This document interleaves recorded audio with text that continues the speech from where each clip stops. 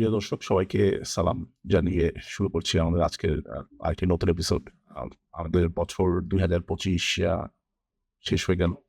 বাংলাদেশে ২০২৫ সালটি কেমন কাটলো সেটা রাজনৈতিক অন্যান্য দিক থেকে সেসব বিষয়ের আমরা হয়তো আজকে কিছুটা সামারি করার চেষ্টা করব। যে ওভারঅল সেই জানুয়ারি থেকে ডিসেম্বর পর্যন্ত কোন ঘটনাগুলো বাংলাদেশের রাজনীতি বা রাষ্ট্র হিসেবে বাংলাদেশের বিভিন্ন আ বাঁক নিতে সাহায্য করেছে বা সাহায্য করে নাই। সেই ঘটনাগুলো আমরা কিছুটা হচ্ছে এক মাস ধরে কাভার করার চেষ্টা করব। যেমন ১ম এই আমরা আম আ ও আমার সাথে আছে আমার পডকাস্টে বাংলাদেশী একজন হোস্ট আহমেদ। আহমেদ যদি দর্শকদের নতুন বছর সম্পর্কে কিছু বলো বা পুরনো হ্যাঁ, বছর হ্যাঁ। যেটা তো শেষ হয়ে যাচ্ছে। ১৫ বছর থেকে। তো ২০২৫ শুরু হয়েছিল ২ টে ২ টা এক্সপেকটেশন যে একটা হলো গিয়ে এক্সপেকটেশন নির্বাচন কবে হবে? And at the same time people were expecting যে ওদিকে এই সরকার যে বর্তমান যে সরকার আছে তার মাধ্যমে কি সংস্কার আসবে দেশে। সো লাইক 2 কাইন্ড অফ ২ টা কিন্তু ২ অপোজিট এলো, পোলার অপোজিট এলো। একটা people were hopeful about this ইয়ার। এবং মানুষজন যেমন আ আ নিরাপত্তার ব্যাপারেও আরো আশাবাদী ছিল যে নিরাপত্তা ব্যবস্থা আরো বাড়বে। এবং আরেকটা জিনিসের মানুষের চাওয়া ছিল স্পেশালি একটা রাজনৈতিক দল বিএনপির নেতাকর্মীদের চাওয়া ছিল যে তারেক রহমান দেশে ফিরবেন। আবার তখনও কিন্তু আমরা আরেকটা জিনিস যেমন দেখেছি ২০২৫ এর শুরুতে ছিল না, এখন আছে দল এনসিপি। বাংলাদেশের একটি রাজনৈতিক দল এনসিপি আত্মপ্রকাশ ঘটেছে। আগে তারা জাতীয় নাগরিক পার্টি নামে একটা পার্টি ছিল, কিন্তু পরবর্তীতে বেসিক্যালি জাতীয় নাগরিক আ তারা এনসিপি নামে নতুন রাজনৈতিক দল খুলে। সেটাও যেমন এই বছরের একটা নতুন সময়। এবং আরো অনেক কিছু আছে যেটা হয়তো আমরা আস্তে, আস্তে কভার করব। যেমন শুরুতেই আমি যদি বলি যে জানুয়ারিতে আ আ কি হলো? জানুয়ারিতে আমরা দেখলাম যে হচ্ছে জানুয়ারির ১৫ তারিখের দিকে সুপ্রিম কোর্ট হচ্ছে এতিমখানার যে মামলাটা নিয়ে খালেদা জিয়ার আম জেলের আদেশ ছিল সেই মামলাটি বাতিল করে দেন। এবং আ খালেদা জিয়ার নামে তখন আসলে আর কোন মামলা থাকে না। ওই একই দিনে যেমন দেখা যায় যে এনসিটিবি বোর্ডের সামনে নতুন যে বই হচ্ছে সেই বইয়ের মধ্যে আহা বিভিন্ন বইয়ের যে বিষয়বস্তু তা নিয়ে হচ্ছে ২ টা পক্ষ দাঁড়ায় যায়। আ আদিবাসীরা স্টুডেন্টদের সহ একটা স্টুডেন্ট প্রসেশন এর সময় সেখানে আ ধারণা করা হয় যে কিছুটা ধর্মমনা আরেকটি গোষ্ঠীর আ লোকজন ছাত্ররা তাদের উপর হামলা করে এবং সেখানে প্রায় ১০ জন শিক্ষার্থী আহত হয়। এবং তারপরে ১৬ই জানুয়ারি আরেকটি ঘটনা ঘটে যে বিএনপির সাবেক স্বরাষ্ট্রমন্ত্রী ২০০১ সাল থেকে ছিলেন এবং সেই ঐতিহাসিক ১০ ট্রাক অস্ত্র মামলার আসামি ছিলেন লুৎফুজ্জামান বাবর, প্রায় ১৭.৫ বছর জেলে ছিলেন। এরপরে উনি ১৬ জানুয়ারি জেল থেকে মুক্তি পান। তারপর ২৭শে জানুয়ারি যেমন আরেকটা ঘটনা ঘটে যে বাংলাদেশে, যেটা অবশ্য অনেক পুরনো ঘটনা এবং অনেক ক্ষেত্রেই ঘটে। বাট এইবার দেখা যায় বেশ বড় করেই সেই ঘটনার সূত্রপাত হয়।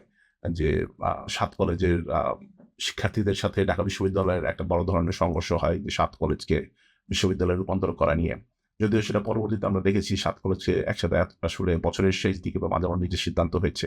আমরা আপডেট দেখব পরে হয়তো যে বেসিক্যালি তাদেরকে নিয়ে একটি যে সেন্ট্রাল ইউনিভার্সিটি গড়ে তোলা হচ্ছে, যাদের আন্ডারে আসলে এই ৭ টি বিশ্ববিদ্যালয় কাজ করবেন। যদি আমরা হ্যাঁ। ফেব্রুয়ারি মাসে কি হলো এই বিষয়ে যদি আওয়াজ একটু শুনি। তো ফেব্রুয়ারি মাসের শুরুতেই হলো কি একটা মেজর একটা ইভেন্ট হয়। অ্যাকচুয়ালি ফেব্রুয়ারি মাসে আম আমরা অনেকটুকু দেখতে পাই যে ফেব্রুয়ারি মাসে গিয়ে দেখা যায় যে বাংলাদেশের যে আইন শৃঙ্খলার পরিস্থিতি যে এত খারাপ আর লোকজন যে আর মেনে নিতে পারছে না, এটাও একটা বহিঃপ্রকাশ পায় ফেব্রুয়ারি মাসে। তো ফেব্রুয়ারি মাসে ১ম এই শুরু হয় যে শেখ হাসিনা উনি একটা প্ল্যান করেছিলেন যে হয়তো প্রেস কনফারেন্স করবে। ওখান থেকে বাংলাদেশের মানুষজন তারা মনে করতেছিল যারা হচ্ছে প্রোটেস্ট-টোটেস্ট সবাই একটু করেছে। তো এটা একটা প্রোপাগান্ডা মেশিন হিসাবে চালু হয়নি আবার।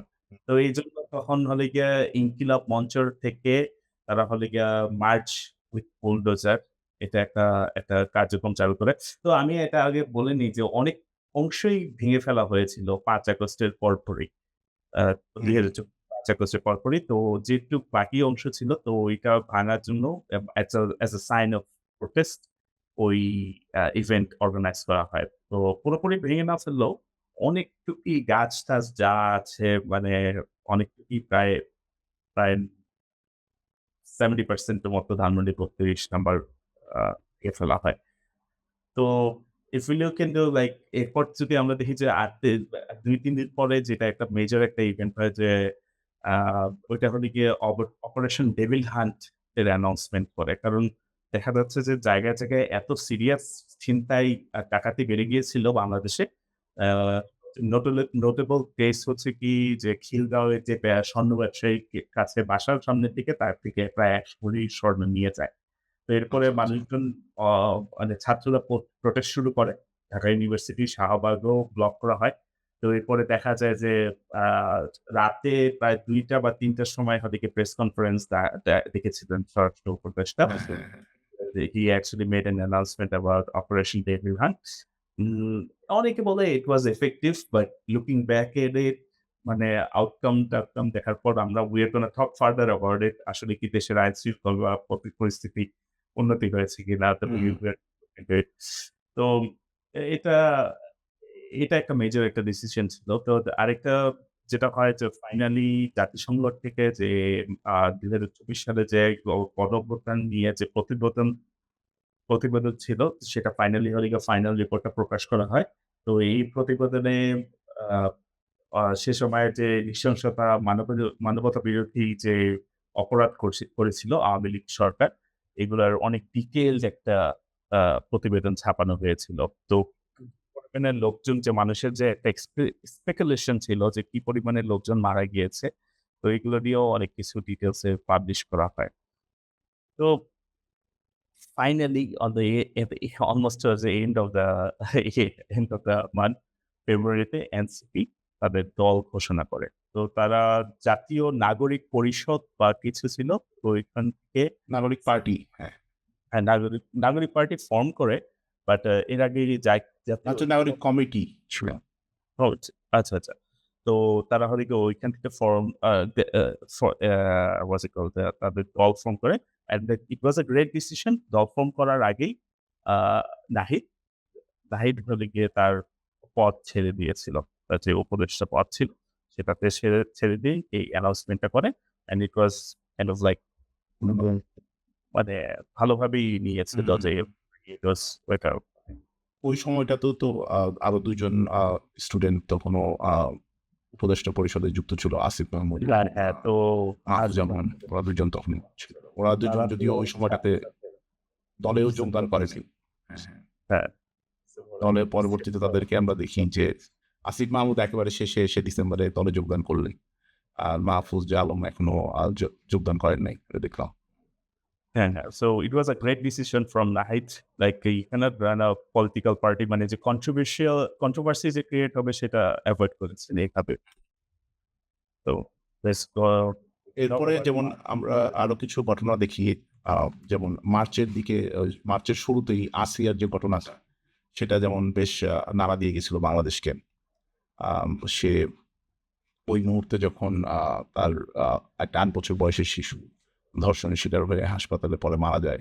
সেটা তো একটা বিশাল ইয়ে ছিল, ইভেন্ট ছিল বাংলাদেশের জন্য। হুম, হ্যাঁ, ওইটা নিয়ে তো যেমন আমরা দেখতেছি যে সোশ্যাল মিডিয়া বেশ ইয়ে ছিল।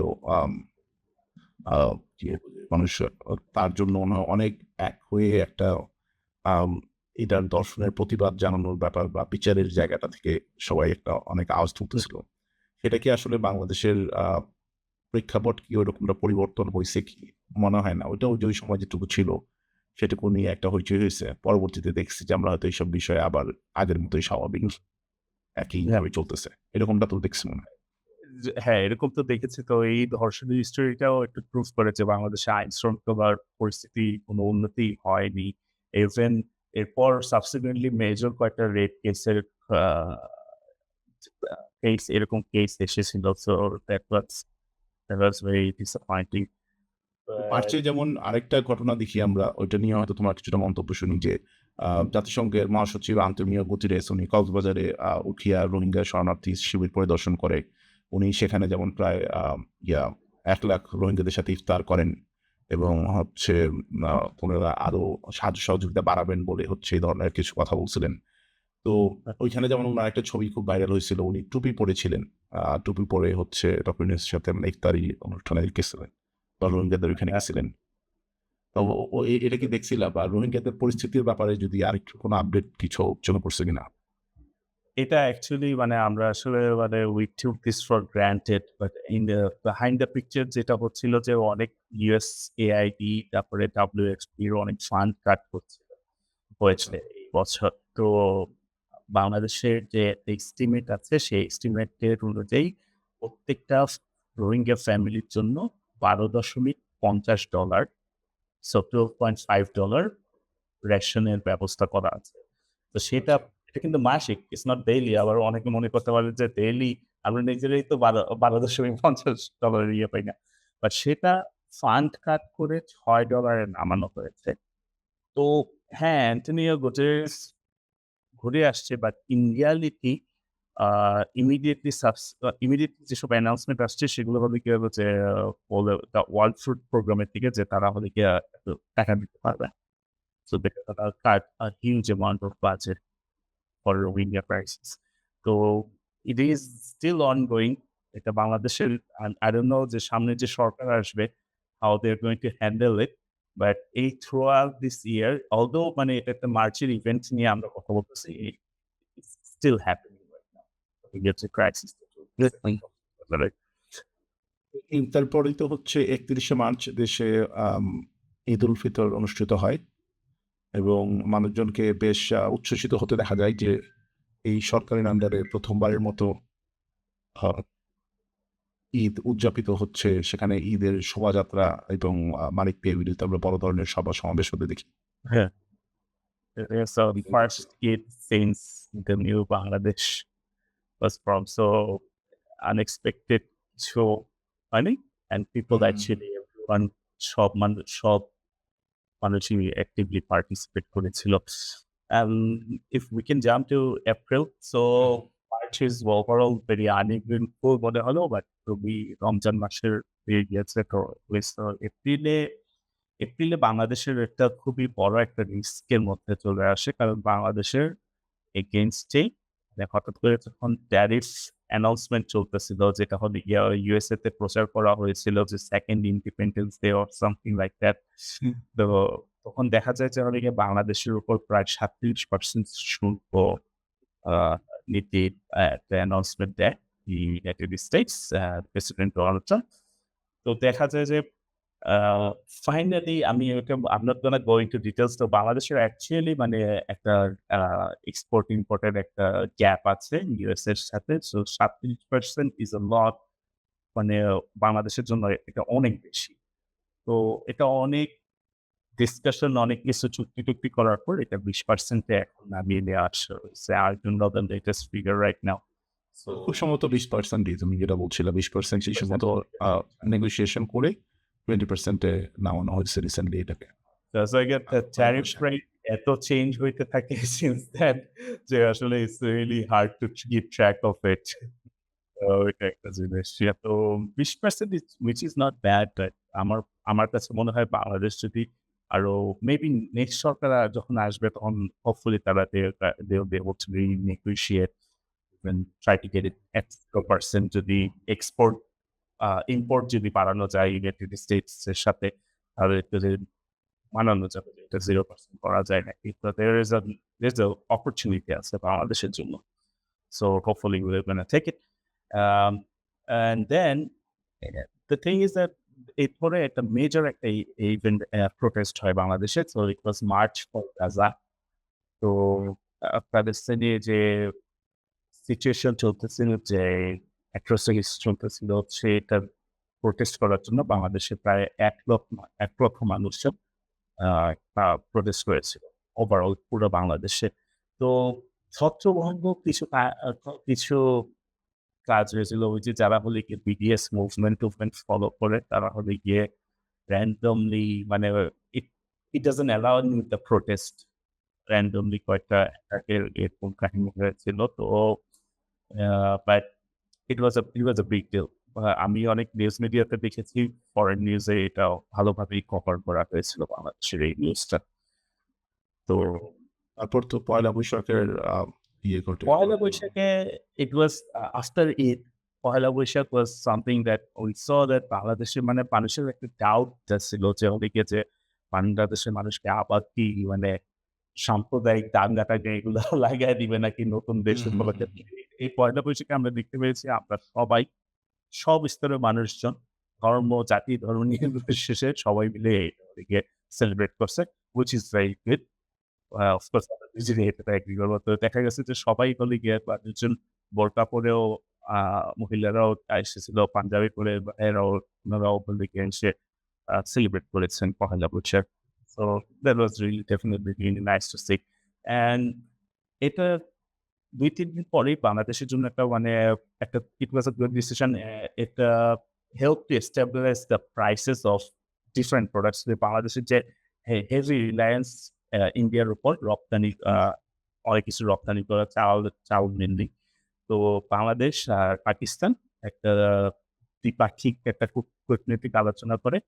তো এরপরে হলো গিয়ে তারা হলো গিয়ে অফিসিয়ালি ক্ষমা প্রার্থনা করে। তারপরে হলো গিয়ে বাংলাদেশকে ইভেন তারা প্রপোজাল দেয় যে হলো গিয়ে বাংলাদেশকে রিপারেশন দিবে, ক্ষতিপূরণ দিবে। তো বাংলাদেশও হলো গিয়ে তাদেরকে একটা somewhat of a confirmation দেয় বাংলাদেশও পাকিস্তান থেকে বিনিয়োগ বাড়াবে। তো that was মানে এটা ২ টা কান্ট্রির জন্য একটা মানে একটা মাইলস্টোন মানে একটা স্টেপ ছিল। মানে একটা ৫৪ বছর পরে এসে স্বাধীনতার ৫৪ বছর পরে এসে যদি ক্ষতিপূরণ দেওয়া হয়। তো এখন এট আদৌ হ্যাঁ, তারা দিবে কিনা জানি না। বাংলাদেশ তো at least দাবি করছে। তাদের which is economy is good. Much more Wars than Bangladesh right now. So let's just keep it in mind তাদের একজন অ্যাকচুয়ালি ডিফেক্ট লিডারশিপ হলে গিয়ে আর্মি লিডারশিপ, মিলিটারি গভর্নমেন্ট চালাচ্ছে। সো মেবি তাদের নেক্সট সরকার যখন আসে তখন হবে। এরপরে তো আমরা দেখি যে মে মাসে খালেদা জিয়া দেশ থেকে আ ইয়ে থেকে ফেরেন। প্রায় হুম, ৪ মাস পর, তাই না? আস রাইট। লন্ডনে যে কারণ চিকিৎসার জন্য সেটা তো জানুয়ারিতে জানুয়ারিতে কেস তুলে দেওয়ার পরপরই উনি লন্ডনে চিকিৎসার জন্য যান। ভেবে ফেলি। তো উনি তো প্রায় ওইখানে প্রায় ১৭ বছর পর মনে হয় তারেক রহমানের সাথে তার দেখা হয় এবং হচ্ছে তখন সেখানে আবার উনার কিছু সফল চিকিৎসাও সম্পন্ন হয় মনে হয়। যে উনার কয়েকটা একটা সার্জারি হয় ছোট। আমার সঠিক মনে নাই কি ছিল অপারেশন। বাট উনার লিভারের কোনো একটা অপারেশন হয় এবং উনি হচ্ছে তাদের এটা থেকে আস্তে ভালোই রিকভারি করতেছে। তারপর হচ্ছে আ এই সময় তো আরেকটা বড় ঘটনা ঘটে যে ওই যে অন্তর্বর্তীকালীন সরকারের যুদ্ধাপরাধীদের মামলার রায় না হওয়া পর্যন্ত আ বাংলাদেশ আওয়ামী লীগ এবং এই দলের সকল আ সহযোগী অঙ্গ সংগঠনের সকল ধরনের রাজনৈতিক কর্মকাণ্ড নিষিদ্ধ ঘোষণা করে। যেটা আমরা এই বছরের শেষে এসেও দেখছি যে হচ্ছে গত কয়েকদিন আগেও প্রেস সেক্রেটারি উনিও আবার কনফার্ম করতেছিলেন যে এই নির্বাচনে আওয়ামী লীগ আসলে অংশগ্রহণ করতে পারবে না।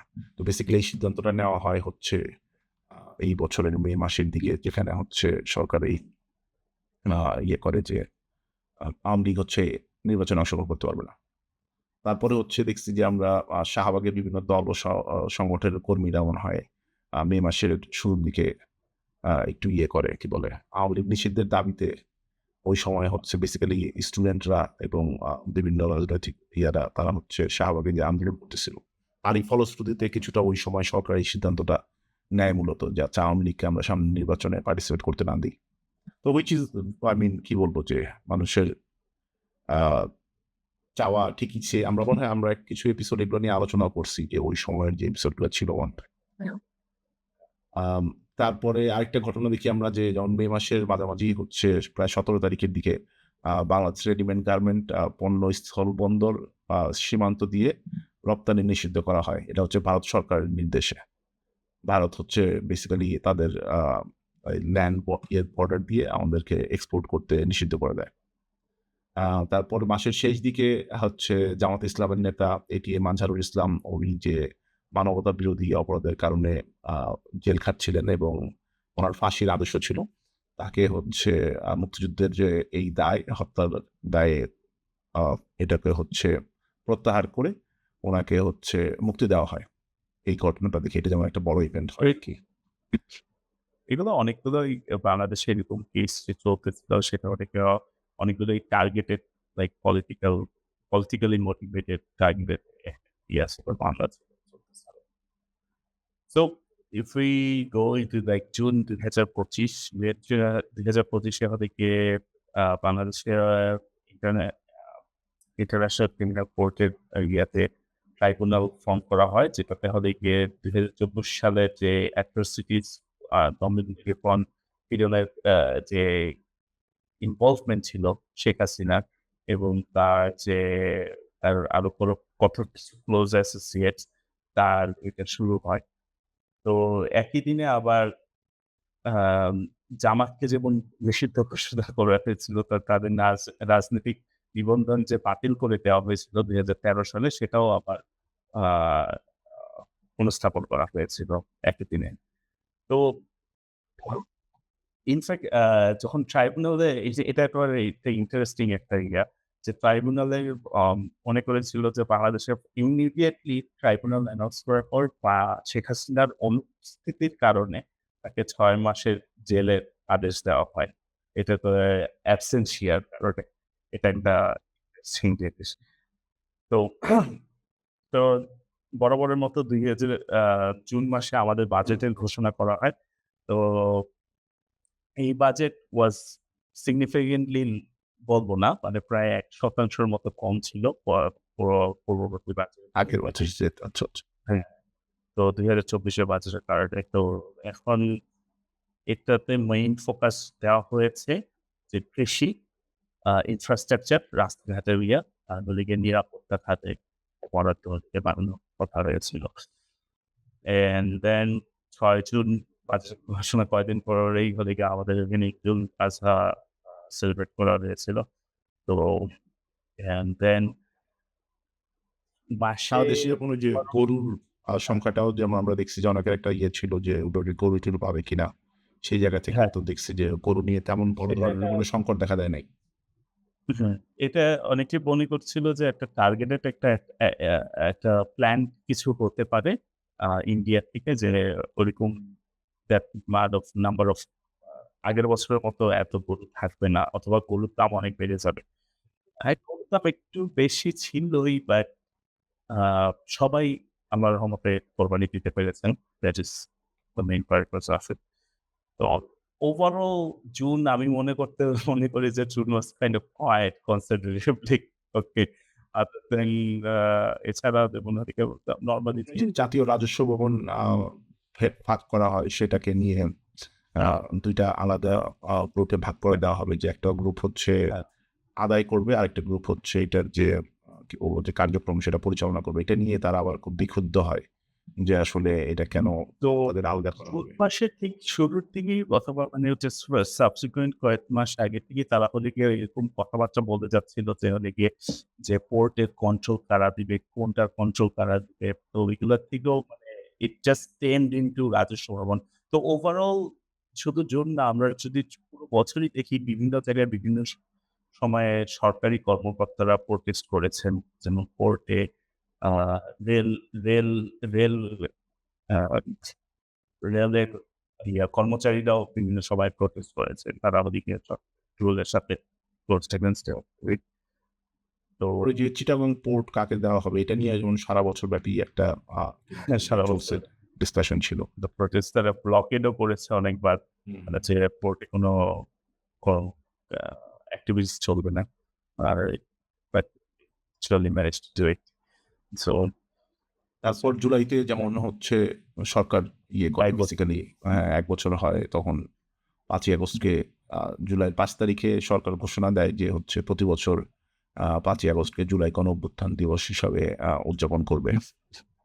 এবং এটা তো হচ্ছে বাংলাদেশের মানুষের জন্য অনেক ভালোভাবে নেয় এবং এর পরের মাসেই তো সেটা আমরা দেখি যে ৫ই আগস্ট আসলে সাধারণ ছুটি হিসাবে মানুষ সেই দিনটি পালন করে।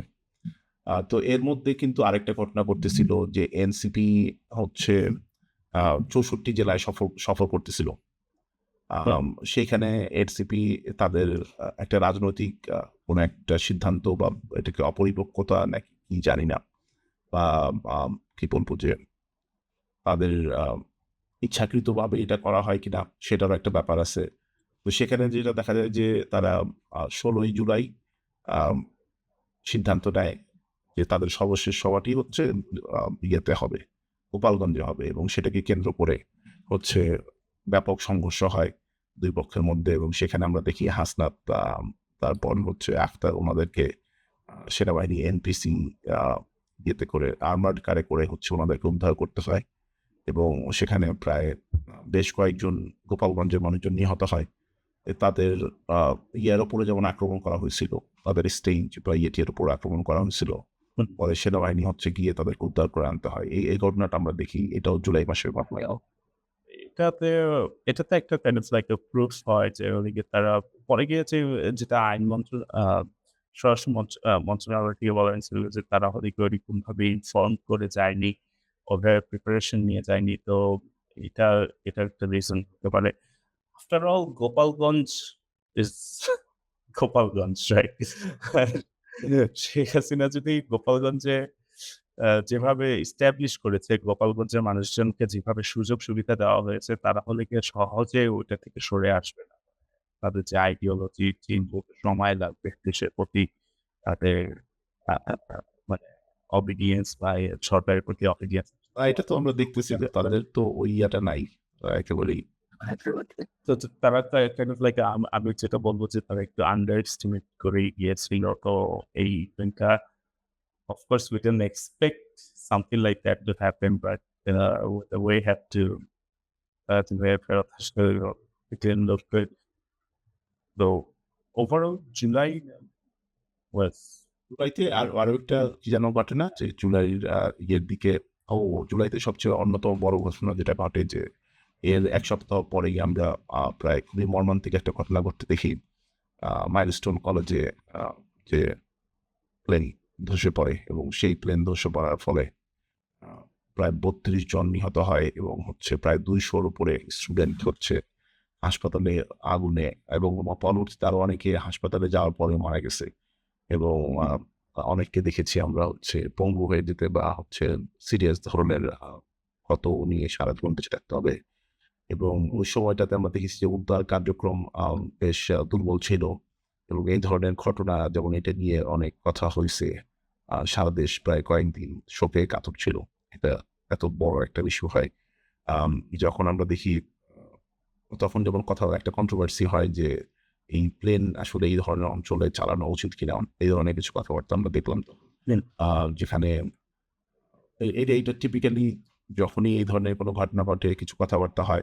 কিন্তু এর ফলশ্রুতিতে এর পরবর্তীতে কি আমরা বাংলাদেশের আগুনের দুর্ঘটনায় বা এই ধরনের যেকোনো দুর্যোগের দুর্ঘটনাতে মানুষকে রক্ষা করার ক্ষেত্রে কি আ কোনো অগ্রগতি হইছে কিনা? সেটা কি আমরা দেখেছি? আমার কাছে মনে হয় না হইছে। কারণ এইটা আমরা সামনে দেখব যে এটাতে এখন আমরা জুলাইতে আছি। পরবর্তী মাসগুলোতে এই ধরনের পরিস্থিতি আরো আসছে এবং সেগুলোতে কি হইছে। তবে সেই দিনের কথা মনে করলে আমরা এখনো খুবই দুঃখ পাই যে হচ্ছে এত দুঃখজনক একটা ঘটনা এতগুলো ছোট, ছোট বাচ্চা ছেলেমেয়ে, শিক্ষক, শিক্ষার্থী সহ স্টাফ সহ সেদিন একটা মর্মান্তিক ঘটনা গেল আরকি। তো প্রায় ৩৫ জনের মতো মারা গিয়েছিল। তো হ্যাঁ, হ্যাঁ। অ্যাডভান্সলি গিয়ে আ মানে অ্যাজ ইউজুয়াল কোন একটা ইনসিডেন্টের পর ইট ওয়াজ লাইক ফিঙ্গার পয়েন্টিং কে করেছে না করেছে, কার দোষ, এটা কেন স্কুল কেন এখানে, এয়ারপোর্ট কেন এখানে। তো it's just a it's just a tragic একটা ইনসিডেন্টকে নিয়ে যে বাংলাদেশের একটা একটা খুবই I mean, nasty is a hard word, nasty, but I should use that word. It's a nasty একটা রূপ বের হয়ে এসেছিল। মানুষজনেরও যেই আ উল্লাস, উল্লাস বলবো? মানে অথবা যে ওই যে ভিড়-টির হওয়া শুরু করলো মানুষজন যে তারা যে স্লো করে দেয় হুম, হুম, হুম। উদ্ধার কার্যক্রম বা কিছু তারা ওদিকে চারিদিক থেকে মানুষজন আসা শুরু করলো।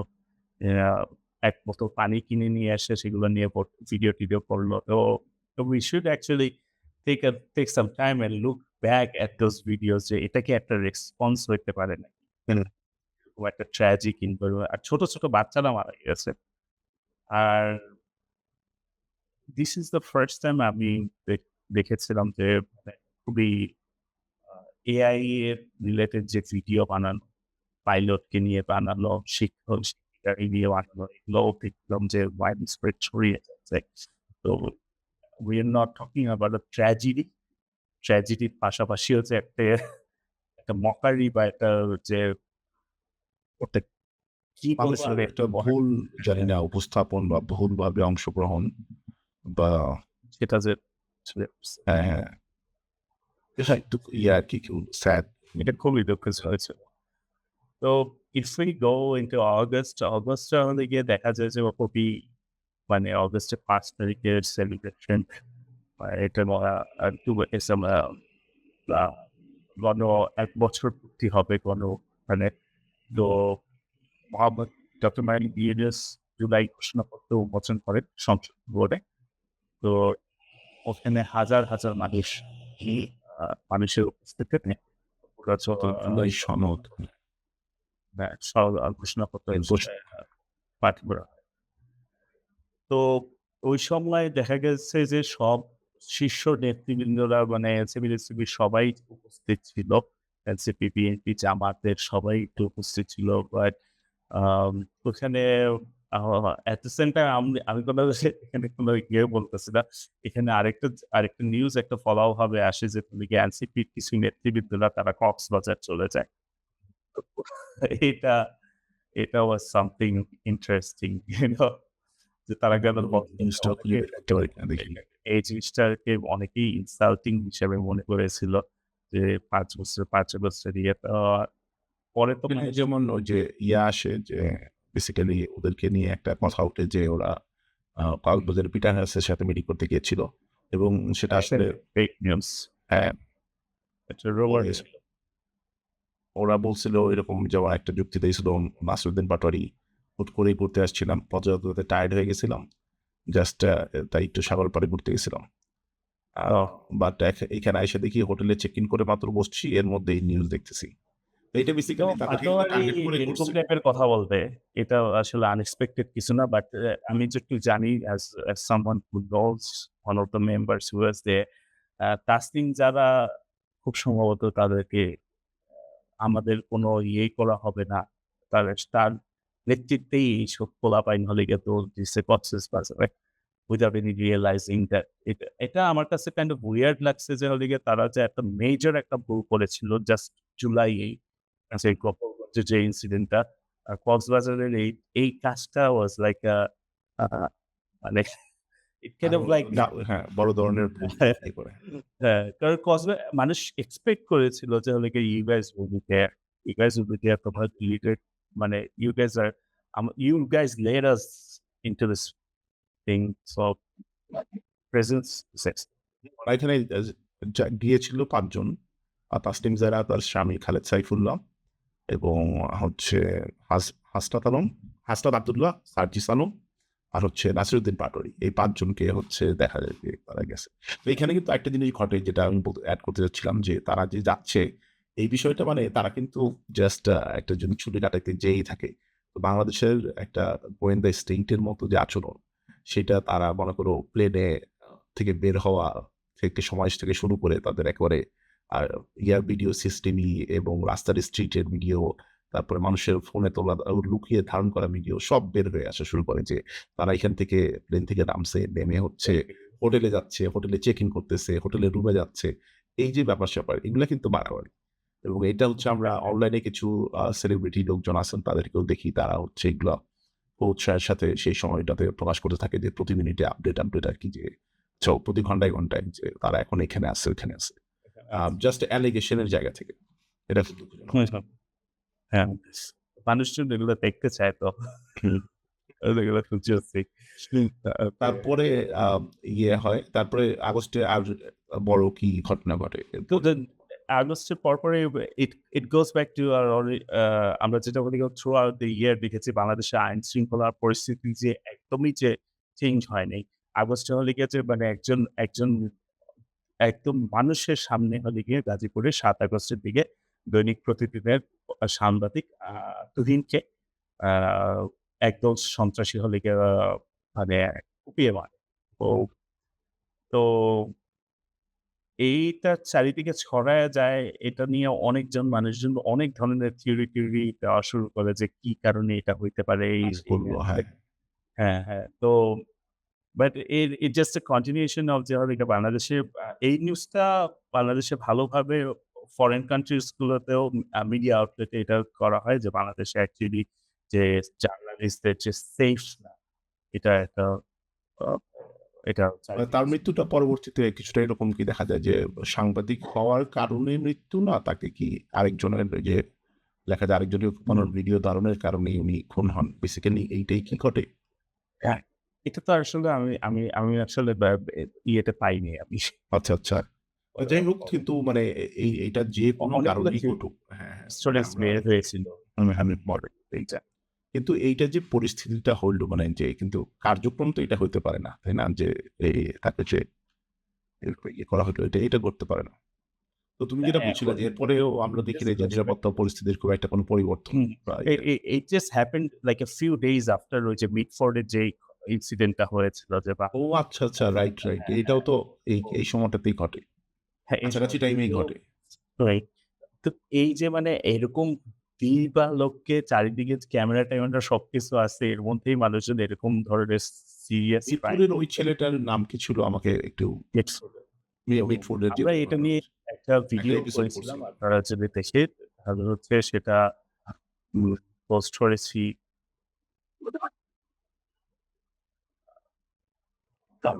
সরি সমস্যা নেই। আমরা এর মধ্যে ইয়ে করে থাকি আরকি যে আগস্টে আরো কিছু ঘটনা ঘটে যেমন হচ্ছে হুম।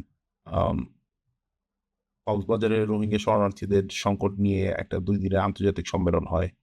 সেখানে সরকার বিভিন্ন দেশের পররাষ্ট্রমন্ত্রী জাতিসংঘের প্রতিনিধিদের সাথে ইয়ে করে বলে যে হচ্ছে কি করা যায় এই আ রোহিঙ্গা প্রত্যাবাসন এসব বিষয়ে। হুম। যদিও আমরা খুব একটা ফলপ্রসূ কিছু পাই নাই ওখান থেকে দেখি নাই। তারপর হচ্ছে এই মাসে আরেকটা ঘটনা ঘটে হচ্ছে আ যেমন মিয়ানমারের ওইদিকে আ আরাকান আর্মির সদস্যরা হচ্ছে কক্সবাজার টেকনাফ নদী থেকে ৫ জন বাংলাদেশি জেলেকে অপহরণ করে নিয়ে যায়। পরে এগুলা নিয়ে হচ্ছে যেমন ওই সময় একটা হইচই হয় ব্যাপক। যে মানুষজন আসলে বাংলাদেশের মানুষকে তারা নিয়ে যেতে পারছে ইয়ে করে। তো তারপরে হচ্ছে হ্যাঁ, ইয়ার ঘটনাটা যেটা বলছিলা ওই ও হ্যাঁ, ওই মিডফোর্ডের কাহিনীটা হচ্ছে তার নাম হচ্ছে সোহাগ। তো সোহাগকে নিয়ে মানে I'm not gonna jump into what was the মানে এর আগে কি কাহিনী, তার ইনভলভমেন্ট কিসে ছিল না ছিল আমি কিন্তু এটা চাই না। বাংলাদেশে যে ললেসনেস যে এত সিভিয়ার লেভেলে চলে গিয়েছিল যে এরকম নৃশংসভাবে মানে মানে পাথর দিয়ে না তো এটা কনক্রিটের ইয়েতে হ্যাঁ, ব্লক দিয়ে মানুষকে মারা এটা হয়। জুলাই মাসের ঘটনা। হ্যাঁ। হ্যাঁ, মানুষজনের সামনেই কিন্তু এটা করা হচ্ছে। তো that's the part I want to emphasize on. না, সোহাগের মৃত্যুটা আমরা হচ্ছে জুলাই মাসের এটা বাংলাদেশের অন্যতম একটা বড় ঘটনা ছিল। এই ঘটনাটা আমরা হচ্ছে আসলে মিস করে গেছি। যেটা আসলে পুরো বাংলাদেশকে অনেকটা নাড়া দিয়ে দিছিল। হ্যাঁ, তো তারপর আ আগস্ট মাসে যদি আমরা কথা বলি তো আগস্ট মাসে যেমন আ শেষের দিকে যেটা হয়েছিল যে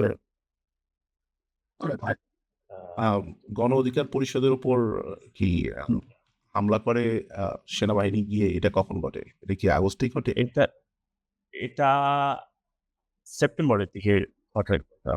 আচ্ছা সেপ্টেম্বর তাইলে আগস্টে হচ্ছে ইয়ারা আক্রমণ করে নাকি?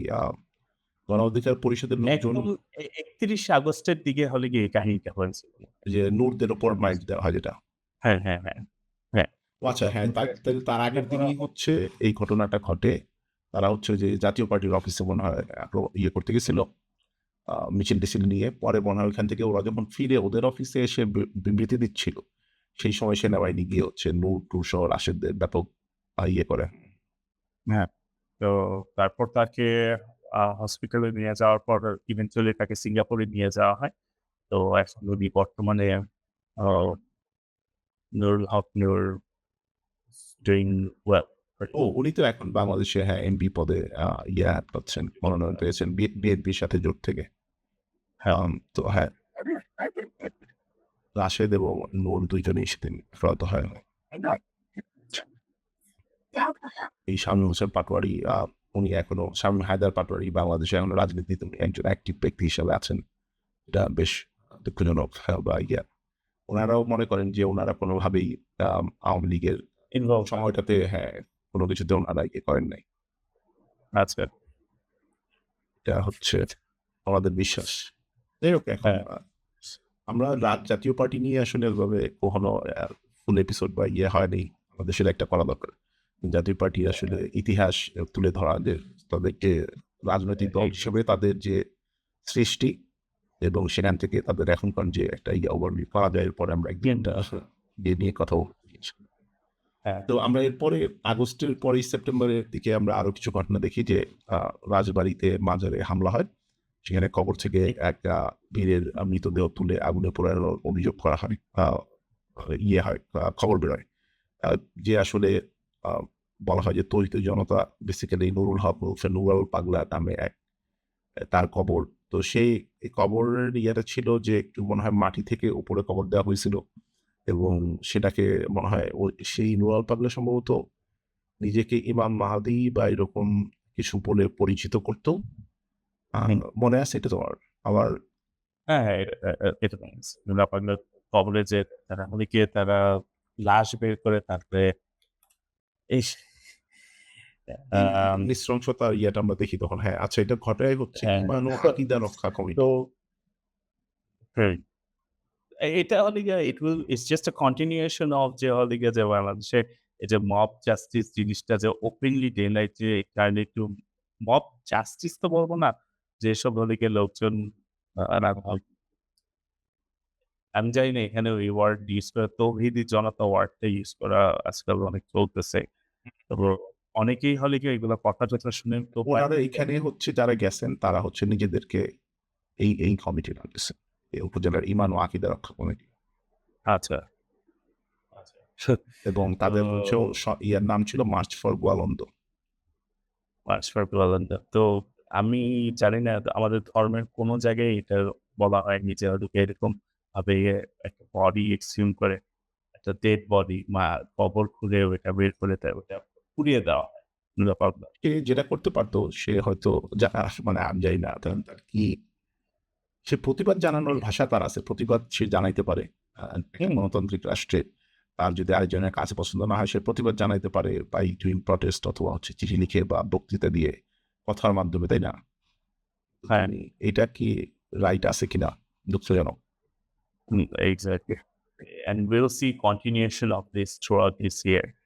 হ্যাঁ, যেতে পারছি এভাবে।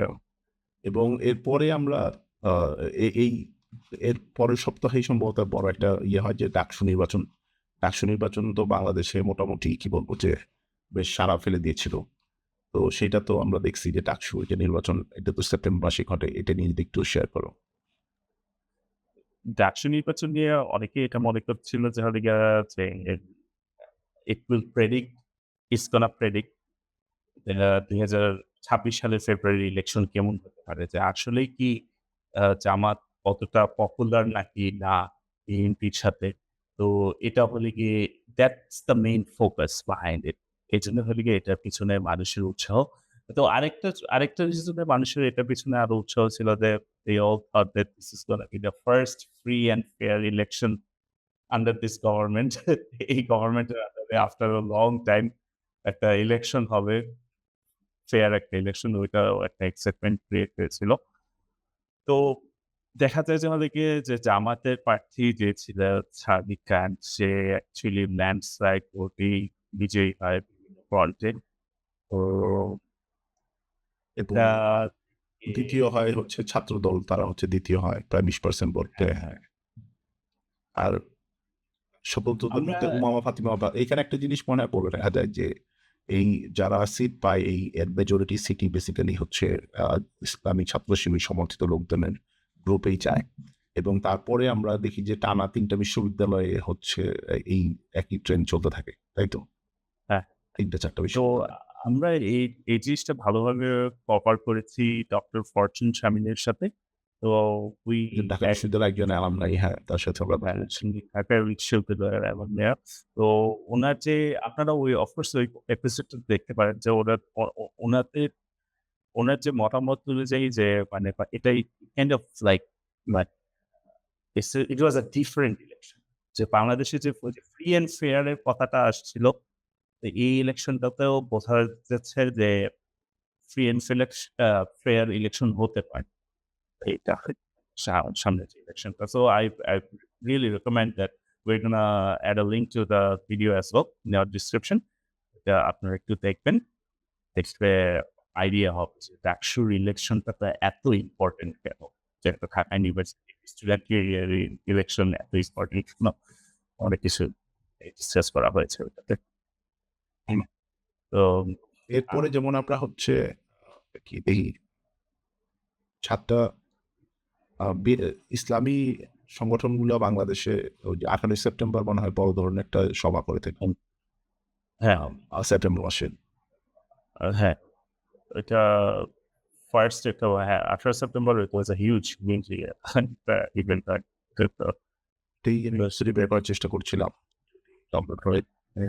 তো এই ইয়াতে যেমন হচ্ছে আ আ জামাত ইসলাম, ইসলামী আন্দোলন বাংলাদেশ সহ মোট মনে হয় ৭ না ৮ টা দল অংশগ্রহণ করে।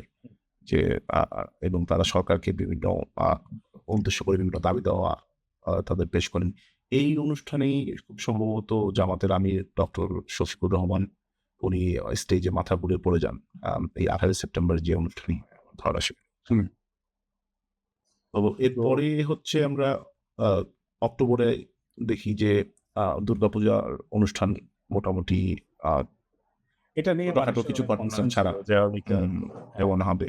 যে হবেটা কি সেফটি যে একটা সাম্প্রদায়িক যে দাঙ্গা-টাঙ্গা চলতেছিল, এই যে নৌরাপাল্টা বাজার রিলেটেড যে ইনসিডেন্টস, তারপরে যে বাংলাদেশের ওভারঅল যে অ্যান্টি ইন্ডিয়ান সেন্টিমেন্ট যে বেড়ে যাচ্ছে, anti sentiment, anti Hinduism sentiment যে অনেক প্রভাব ফেলেছে। তো এটা নিয়েও সরকারের খুবই চিন্তিত ছিল সরকার যে হলো কি কোনো আ অরাজকতা হবে নাকি এই পূজা ঘিরে। সো দে diligently তারা হলে গিয়ে যে কন্ট্রোল অনেক খুবই স্ট্রং নিরাপত্তা প্রোভাইড করেছে। তো এছাড়া অন্যান্য দলগুলি পলিটিক্যাল পার্টিগুলো খুবই অ্যাক্টিভলি অনেক স্বেচ্ছাসেবক অনেক কিছুতে তারা প্রোটেকশন দেওয়ার চেষ্টা করেছে। তো আইসোলেটেড ইনসিডেন্টস তো আমার মাথায় আমি আসলে কোনটা লক্ষ্য করিনি। আমি দেখিনি যে আসলে কোনো কিছু হয়েছিল নাকি ওদের সময়টা। আমারও ওরকম পুরোপুরি মনে পড়ছে না। আমরা হয়তো ওই অক্টোবর মাসের যে সামারি ভিডিও করছিলাম কিছুটা যে অক্টোবর মাসের উল্লেখযোগ্য যে ঘটনা, সেই ভিডিওতে হয়তো নিশ্চয়ই থাকার কথা ছিল। ঠিক বুঝলাম। তো এরপরে যেমন আমরা দেখি যে অক্টোবরে হ্যাঁ, হ্যাঁ, অক্টোবর কি? হ্যাঁ, অক্টোবরের যে পূজা নিয়ে যে ওইটা যেটা বলতেছিলেন আপনি হ্যাঁ, we can talk about it. তো যে পরপরই যেটা হয়েছে হ্যাঁ, হ্যাঁ, পোশাক কারখানাটা। হ্যাঁ, ও আচ্ছা হ্যাঁ, পোশাক কারখানার যে ঘটনাটা ঘটে সেটাও তো একটা বিশাল বিষয় বা একটা নিউজ। আমরা অক্টোবরেই হচ্ছে তো ২ টা আগুনের ঘটনা ঘটে, তাই না? এই ঘটনাটা তো তার কয়েকদিন পরেই আ ইয়েতে হয়। এয়ারপোর্টের যে ঘটনাটা সেটা তো তার কয়েকদিন পরেই ঘটে। হ্যাঁ, অক্টোবরে আরো কয়েকটা অক্টোবরে চিটাগাংয়েও এক জায়গায় আগুন লেগেছিল আমার যতটুকু মনে পড়ে। ওই সময়টার কাছাকাছিতে হ্যাঁ।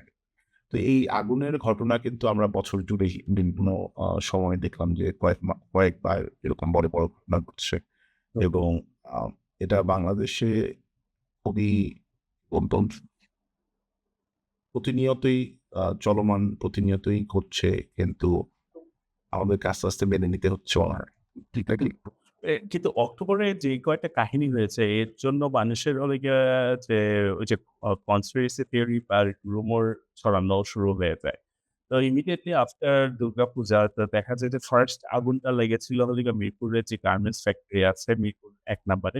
সেখানে প্রায় ১৬ জন শ্রমিক মারা যায়। তো ফার্স্ট এ এটা হওয়ার পর there was like আমি ওরকম নিউজ দেখিনি। তো ইমিডিয়েটলি আফটার দ্যাট ফায়ার যখন চিটাগং এপিজেডে আগুন লাগে আমার মনে হয় ওটা লেগেছিল প্রায় ২-৩ দিন আগেই ২-৩ দিন পরে বা এরকম সময়ে মনে হয় লেগেছিল if I'm not mistaken তখন হলো গিয়ে মানুষের মধ্যে একটা কোয়েশ্চেন আসে যে হবে কি এটা কি বাইরের থেকে কোনো লোকজন এগুলো করছে নাকি?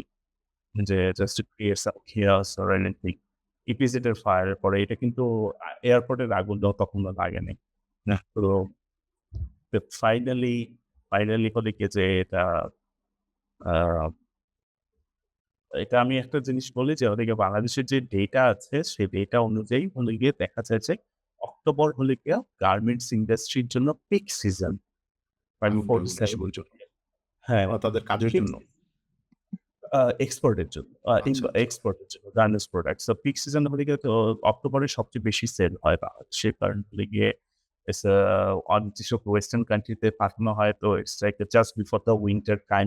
তো এই কারণেও মানে মেবি হতে পারে প্রায় $47 বিলিয়ন এক্সপোর্ট হয়ে থাকে গার্মেন্টস ইন্ডাস্ট্রি। ও আচ্ছা, আচ্ছা। তো গার্মেন্টস মিরপুর গার্মেন্টসের ফায়ার, চিটাগাং এপিজেডের ফায়ার।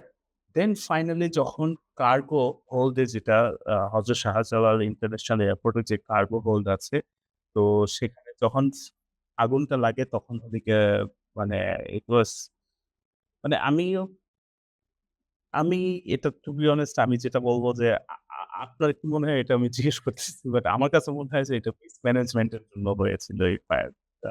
মানে এট খুব লিস্ট সম্ভবত এয়ারপোর্টে হ্যাঁ।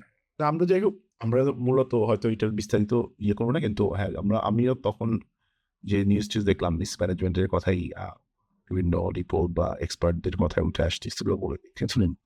এবং যেটা হয় যে একই সাথে পাশাপাশি আগুনের ঘটনা, এখন এটা কি খারাপ নিউজ কি অনেকটা ম্যাগনেটের মতো কাজ করে কিনা যে সে আরো খারাপ ঘটনাকে ডেকে আনে। যখন একটা ঘটনা ঘটে ওই সময়ই দেখা যায় কাছাকাছি আরো বেশ কিছু একই ধরনের বড় ঘটনা আমরা ঘটতে দেখি সচরাচর। তো এরপরে যেমন আমরা অক্টোবর মাসেই আরেকটা উল্লেখযোগ্য ঘটনা ঘটতে দেখি যে জুলাই অভ্যুত্থানের গণ অভ্যুত্থানের যে আকাঙ্ক্ষা ছিল যে একটা আম সংস্কার, সেই সংস্কারের দাবি দেওয়া নিয়ে যে বিভিন্ন কমিটি গঠন হয় এবং জাতীয় ঐক্যমত্য কমিশন গঠন হয়। তারা সারা বছর জুড়ে অনেকগুলো মিটিং করেন। সেই মিটিং এর ফলশ্রুতিতে ১৭ই অক্টোবর আমরা দেখি যে হচ্ছে আম জুলাই সনদে সব দল এবং সবাই আ মিলে ১৭ অক্টোবরে আ সংসদ ভবনে এই বৃষ্টির মধ্যে হচ্ছে সেই সংসদ ভবন প্লাজায় হচ্ছে তারা জুলাই সনদে সিগনেচার করে। তো সেই ইয়েতেও মনে হয় তখন তো জাতীয় নাগরিক পার্টি মনে হয় করে না, তাই না? এনসিপি তো তখন মনে হয় সিগনেচার করেনি। হ্যাঁ, একটা সিগনেচার করে। তারা কি পরে করছিল আর?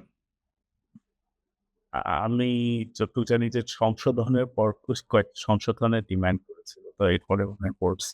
আচ্ছা, আচ্ছা। যেমন এনসিপি বলছিল যে তারা আম ৩ দফা দাবি বাস্তবায়ন শেষ পর্যন্ত ঐক্যমত্য কমিশনের সঙ্গে আলোচনায় চালিয়ে যেতে চান। তাই তারা অংশগ্রহণ করেন না। আম মির্জা ফখরুল ইসলাম আলমগীর বলছিলেন যে, আমার মনে হয় তারা কোথাও ভুল করছেন। আম এটি একটা ঐতিহাসিক মুহূর্ত। এখানে হচ্ছে আর জামাত ইসলামের আমির সিগনেচার করলেও উনি জানান যে, জুলাই জাতীয় সনদ স্বাক্ষর করলেও আইনি ভিত্তি নিয়ে তার প্রশ্ন আছে। যে এটা কি শুধুমাত্র একটি রিপোর্ট বা ইয়াতেই থেমে থাকতে যাচ্ছে কিনা এইটা নিয়ে কথা বলেন। দেখুন, আমরা আমরা নিজেদের মধ্যে অন্তর্গতে ডিসকাশন করেছি যে ওদেরকে যে এটা মানে আইনি দিক থেকে এটাতে একটা বেসলেস মানে এফেক্টিভ না জিনিসটা অ্যাকচুয়ালি। কারণ বাংলাদেশের এরকম ধরনের সনদ পাস করতে হয় পার্লামেন্টারি ওয়েতে। তবে যেহেতু বাংলাদেশে আ আ এখন নেই। তো এরকম কনস্টিটিউশনাল চেঞ্জ বা মেজর চেঞ্জ আনা খুবই আ ইম্পসিবল। বাংলাদেশের ইতিহাসে এখন একটা হয়নি। তোমার বাট ট্রাস্টের জায়গা থেকে এটা তো ট্রাস্টের জায়গা থেকে হ্যাঁ, হ্যাঁ। এখন আশা করতে পারি। এখন আছে। আর yeah, definitely we can expect something like to happen. But ওই যে আমি জামাতের আমির যে কথাটা বলতেছে ওইটার সাপোর্টেই আমরা বলতেছি যে ওদিকে যে আইনি বাস্তবায়নের একটা মানে কনস্টিটিউশন বলেন, আপনি সব সেন্সেই যদি বলেন ইটস খুবই tough এটা বাস্তবায়ন করা অ্যাকচুয়ালি। এরপরে তো আমরা অক্টোবর মাসে দেখি যে আরেকটা অন্যতম খুবই দুঃখজনক আ একটি ঘটনা ঘটে। এই বিহারি প্যাড পরে একজন পথচারী মারা যান পানগেটে। আর এটা হচ্ছে দুপুরের দিকে উনি মনে হয় এখানে চা খাচ্ছিলেন, তাই না? চা খাওয়ার সময় হ্যাঁ, ঘটনাটা ঘটে। পরে আমরা অবশ্য দেখেছি যে আম উনার নাম ছিল হচ্ছে কালাম এবং আ ফেসবুকে উনার ছবি দেখে পাসপোর্টের ছবি দেখে উনার পরিবার হচ্ছে বলতে পারেন যে এটা উনি। উনার স্ত্রীকে আমরা দেখছি যে সম্ভবত মেট্রো রেলে বা কোথাও একটা সরকারি চাকরির ব্যবস্থা করে দেওয়া হয়েছিল। আমরা এ দেখেছিলাম উনার পরিবারকে সহায়তার জন্য এবং ফেসবুকে মনে হয় কিছু ফান্ডিং তোলা হয়েছিল ওনার জন্য ওনার তো eventually প্রায় ১০ কোটি টাকার ক্ষতিপূরণ চেয়েও হাইকোর্টে একটা মামলা কেস হয়েছিল? ও আচ্ছা, আচ্ছা, আচ্ছা। তো বেয়ারিং প্যাড নিয়ে আমরা আলোচনা করেছি। আলোচনা করার পর আমাদের কোয়েশ্চেন ছিল যে বেয়ারিং প্যাড কিভাবে পড়ে যায়? আর বাংলাদেশের এটা কি মিসম্যানেজমেন্ট বা ইঞ্জিনিয়ারিং ইস্যু কি, কি এটা নিয়েও আমরা একটু ডিসকাস করেছিলাম। হুম, তো আ এটা খুবই ট্র্যাজিক একটা ইনসিডেন্ট। এরকম হওয়ার কথাই না। It's unique. Bearing pad likely বাংলাদেশেরটাই আসবে। এরকম ইনসিডেন্ট যেটা হয়েছে। অন্যান্য দেশের এটা হয়নি। তো এটা দিয়ে আবার it kind of raises some question যে এতগুলো বড়, বড় বাংলাদেশের প্রজেক্ট হয়েছে। তো এগুলো কি আদৌ কি সেফ নাকি? আর হুম। ওভারঅল এগুলো কি রিভিউ করা উচিত নাকি? এটাও একটা কিন্তু ফিউচার একটা জিনিস। এরপরে আমরা কি নভেম্বরের দিকে আর কি ঘটনা দেখলাম? নভেম্বরের দিকে যেমন আওয়ামী লীগ দেখলাম বাংলাদেশে হ্যাঁ। লকডাউন দিল তারা এবং সেটা I was really worried. আপনার কি মনে হয় যে ১৩ নভেম্বর তারা লকডাউন দিবে? আমি খুবই চিন্তিত ছিলাম কিন্তু। যে এখানে তারা বলছে যে সেই দিনে ঢাকায় রাস্তায় যানবাহনের সংখ্যা বেশ কম দেখা গেছে লকডাউনের দিনে জি, এবং অন্তত ১২ ঘন্টায় প্রায় ৭ টি যানবাহনে আগুন দেওয়ার ঘটনা ঘটেছে। তারপর আগেও ককটেল ফোড়ানো হইছে। তারপরে এরকম বেশ কিছু প্রাসঙ্গিক ঘটনা আওয়ামী লীগ মানুষকে ভয় দেখানোর জন্য করার চেষ্টা করছেন। যদিও পরবর্তীতে দেখা যাচ্ছে যে সরকার এক্ষেত্রে নিরাপত্তা ব্যবস্থা বেশ ভালোই রক্ষা করতে সক্ষম হয় এবং আওয়ামী লীগ খুব একটা বড় আকারে মাঠে নামতে পারে নাই আরকি। এবং এরপরে তো সেই এই ঘটনা লকডাউনের কারণটা ছিল কি? কারণটা ছিল হচ্ছে যে ১৭ই নভেম্বরে সম্ভবত হাসিনার আম কি বলে যে রায় হওয়ার কথা ছিল। সেই উপলক্ষে ১৩ই নভেম্বর তারা হচ্ছে এই লকডাউনটা ডাকে। হুম। তো সেখানে ১৭ই নভেম্বর তো রায় প্রকাশ হয়। সেটা নিয়ে যদি ছোট করে বলো কিছু। রায় প্রকাশ সবাই এক্সপেক্ট করেছিল যে ১৩ নভেম্বর হবে। তারপরে ওইদিন বলা হয় যে না রায় প্রকাশের ডেট দেয় ঐদিন, তাই না? ওইদিন ডেট দেওয়া হয়েছিল। মানে অনেকে যে বাংলাদেশে মানে প্রোটেস্ট করবি ঠিক আছে বুঝলাম। বাট একটু ভালো করে প্রোটেস্ট এটা অর্গানাইজ কর। তো এটাতে অনেক সময় বলে যে সেন্টেন্সিং ডেট বলে। সেন্টেন্সিং ডেট হলে গিয়ে ছিল ১৭ তারিখ। তো এটা এটা অনেক আমি ফার্স্ট অফ অল বলব যে হলো গিয়ে how international media reacted. International media react করেছিল যে অ্যাবসেনশিয়ায় তাকে কেন মৃত্যুদণ্ড দেওয়া হয়েছে। তো এটা নিয়ে Human Rights Watch, Amnesty International সবাই একটু they question the transparency of this মানে এটা স্বচ্ছ একটা মানে কোয়েশ্চেন করেছে। But it was definitely a speedy trial, but আমরা তো we lived through the 2024 incident. So ২ জনকে এখানে দোষী সাব্যস্ত করে মৃত্যুদণ্ডাদেশ দেওয়া হয়। তো তার মধ্যে একজন প্রধানমন্ত্রী শেখ হাসিনা, আরেকজন হচ্ছে সাবেক স্বরাষ্ট্রমন্ত্রী আসাদুজ্জামান খান কামাল। তো ২ জনের একজনও দেশে নেই। তো এটাও এর জন্যই ইয়ে করা হয়। হ্যাঁ, এর মধ্যে আমরা যেমন দেখি ওই দিনে যে সব বাংলাদেশের পত্রিকাগুলাতে রিপোর্ট হয় আরকি যে শেখ হাসিনা মৃত্যুদণ্ডের দায় হুম, পুরোপুরি বলেন যে বেসিক্যালি জুলাই হত্যাকাণ্ডের দায়ে শেখ হাসিনা মৃত্যুদণ্ডের দায়। ওই দিনকার যে হেডলাইন শেখ হাসিনা তো এরপরে আমি ভেবেছিল যে কোনো প্রটেস্ট হইতে পারে বা এরকম সেভ এর মধ্যে কালের কণ্ঠ রিপোর্ট করে আওয়ামী লীগের জন্য খুবই একটা সুখবর। যে দেশে মৃত্যুদণ্ড প্রাপ্ত কোনো নারীর ফাঁসি কার্যকরের নজির নেই। এটা হচ্ছে কালের কণ্ঠের ঘটনাটা আমরা দেখি যে এটা হচ্ছে ১৭ই নভেম্বর পরে ১৮ নভেম্বর হেডলাইন গুলো, হ্যাঁ। তারপর আর কি ঘটে নভেম্বরে আর সিগনিফিকেন্ট কিছু ঘটে? নভেম্বরে পরে একটা মেজর একটা ফুটবল ম্যাচ হয়েছিল বাংলাদেশ আর ভারতের বিপক্ষে। Uh Bangla huge amount of people এটা আ প্রেজেন্স ছিল। তো আমরা এটা নিয়ে আগেও কথা বলেছি বাংলাদেশে যে ফুটবল যে পপুলার হচ্ছে। তো বাংলাদেশ ভারতকে ১-০ গোলে হারায় এএফসি কাপে।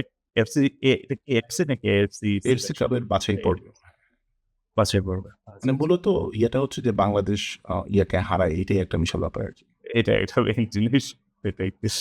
তো the entire thing came to a halt নভেম্বরে। বাংলাদেশে একটা মেজর একটা আর্থকুয়েক হয়েছে। অ্যাজ উই অল নো 5.7 পুরো নরসিংদীতে ওটার উৎপত্তিস্থল ছিল নরসিংদীতে। তো এরপরেও কয়েকটা আফটার শক হয়। তো এটা নিয়ে আমরা কথা বলেছি বাট আপনি যদি একটু বলতেন। হ্যাঁ, না বাংলাদেশে ওই সময়টাতে তো আমরা ভূমিকম্পের কথা বেশ দেখলাম। এই ভূমিকম্প এবং বেশ বড় আকারের সেটা নিয়ে মানুষের মধ্যে এক ধরনের ভয়-ভীতি হয় এবং অনেকেই এর আগে আসলে ঢাকার এত কাছে কেন্দ্র এবং এত বড় আকারের ভূমিকম্প অনেকেই ফিল করেন হচ্ছে আগে। এইটার সময় হচ্ছে তখন আমরা বিভিন্ন ধরনের রিপোর্ট দেখি যে ঢাকাতে এই মাত্রার একটা বড় ধরনের ভূমিকম্পে কি পরিমাণ ক্ষয়ক্ষতি হতে পারে এবং সেটা নিয়ে আমাদের প্রস্তুতি কতটা কম সেটা নিয়ে হচ্ছে আমরা বেশ আলোচনা বা জানার সুযোগ হয়। যেমন দুর্যোগ ব্যবস্থাপনার যারা দায়িত্বপ্রাপ্ত ওনাদেরই বক্তব্য ছিল এরকম যে ঢাকায় এইরকম বড় সাইজের কিছু হইলে তার যে উদ্ধার করার ক্ষমতা সেটা ওনাদের নাই। ওনাদের হচ্ছে এটা নিয়ে ঘাটতি আছে। যদিও আমরা এটা নিয়ে তেমন কিছু হইতে দেখি না। যে বাংলাদেশে আমরা সবসময় শুনে আসি যে ঘাটতি আছে, সক্ষমতা নাই। কিন্তু সেই সক্ষমতা কি বাড়ানোর কোনো চেষ্টা হয় কিনা? বা হলেও সেটা কেন এত বছরেও কার্যকরী হয় না?